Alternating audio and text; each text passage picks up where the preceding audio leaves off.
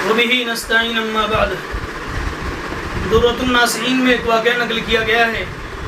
حضرت ابوبکر صدیق رضی اللہ تعالیٰ عنہ فرماتے ہیں کہ دحیہ کلبی عرب کے سرداروں میں سے ایک بڑا سردار تھا۔ حضور علیہ السلام کی یہ خواہش تھی کہ وہ اسلام لے آئے، کیونکہ اس کے ماتحت 700 گھرانے تھے۔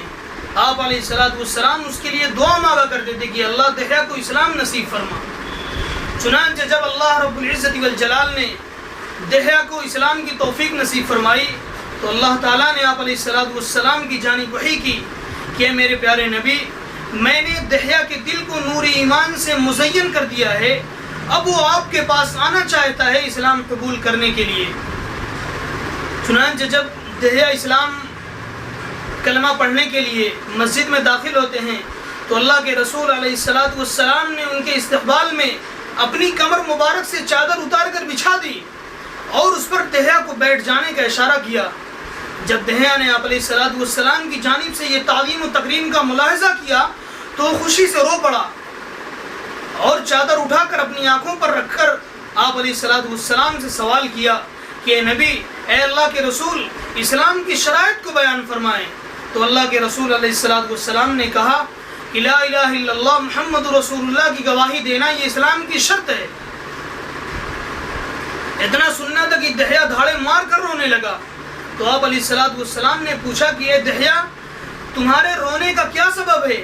تو دحیہ نے کہا کہ حضور، مجھے یہ بات پسند نہیں تھی کہ کوئی بھی شخص یہ کہے کہ فلاں کا بیٹا دحیہ کا داماد ہے، اس لیے میں اس رسوائی سے بچنے کے لیے میں نے اپنے انہی ہاتھوں سے اپنے خاندان اور اپنے گھرانے کی 70 بیٹیوں کو قتل کر دیا۔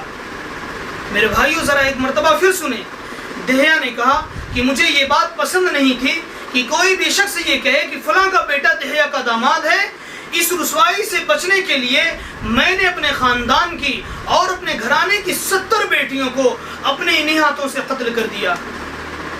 اتنا سننا تھا کہ صحابہ کرام اللہ کے رسول علیہ السلام حیران رہ گئے۔ اس کے بعد جبرائیل امین تشریف لائے اور اللہ کے رسول سے فرمایا کہ اللہ کے رسول، اللہ رب العزت والجلال فرماتا ہے کہ دحیہ سے کہہ دو کہ جب میں نے اسلام لانے کی وجہ سے اس کے 60 سالہ کفر کو معاف کر دیا تو اس کے اس 70 بیٹیوں کے قتل کے گناہ کو کیسے معاف نہیں کروں گا۔ اتنا سننا تھا کہ اللہ کے رسول علیہ السلام کی آنکھوں میں آنسو آ گئے اور آپ کہنے لگی کہ اے رب، تو اتنا رحیم و کریم ہے کہ آپ نے دحیہ کے اسلام لانے کی وجہ سے اس کے 60 سالہ کفر کو معاف کر دیا اور اس کی اس جرم عظیم کو بھی معاف کر دیا، تو پھر آپ کیسے بقیہ مومنین کو معاف نہیں فرمائیں گے؟ اس لیے کہ کیونکہ وہ تو آپ پوری زندگی آپ کے نام کا کلمہ پڑھتے رہیں گے۔ میرے بھائیو، اس واقعے سے جہاں میں یہ سبق ملتا ہے کہ اللہ رب العزت والجلال کی رحمت کاملہ اتنی وسیع ہے کہ وہ ایک انسان کے 60 سالہ کفر کو معاف کر سکتا ہے، تو بھلا بتائیے مومنین کے لیے اس کی رحمت کس قدر وسیع ہوگی۔ اللہ تعالی ہمیں بھی اور آپ کو بھی اپنی رحمت کاملہ سے پورا حصہ نصیب فرمائے۔ وآخر دعوانا الحمد للہ رب العالمین۔